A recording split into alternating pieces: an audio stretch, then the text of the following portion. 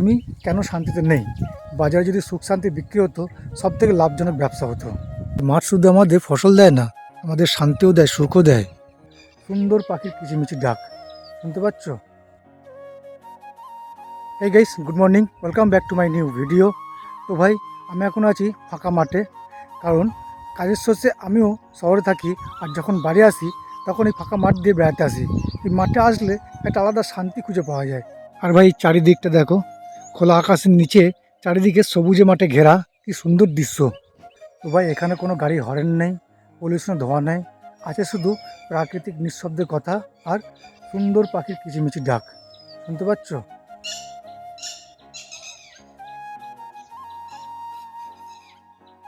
তো ভাই, এই মাঠ শুধু আমাদের ফসল দেয় না, আমাদের শান্তিও দেয়, সুখও দেয়।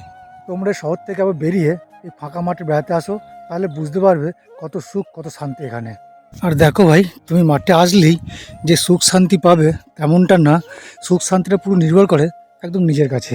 আরটা কি বলতো ভাই, বাজারে যদি সুখ শান্তি বিক্রি হতো, সব থেকে লাভজনক ব্যবসা হতো।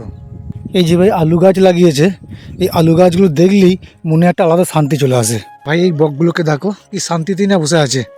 দেখো ভাই, সব মিলিয়ে শান্তিতে থাকাটা পুরোটাই নিজের কাছে। মাঠে আসলেই যে তুমি শান্তিতে থাকবে তেমন কিছু না, তাহলে সবাই গ্রামের লোক মাঠে এসেই বসে থাকতো। এমন কিছু না, আগে তোমাকে দেখতে হবে তুমি কেন শান্তিতে নেই।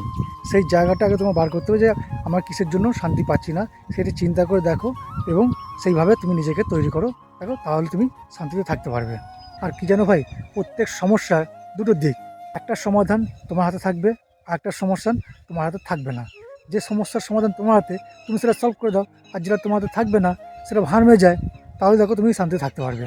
আর যাই হোক ভাই, ভিডিওটা এখানে শেষ করছি। যদি ভালো লাগে তাহলে লাইক করে দেবে, আর চ্যানেলে নতুন হলে সাবস্ক্রাইব করে পাশে থাকবে।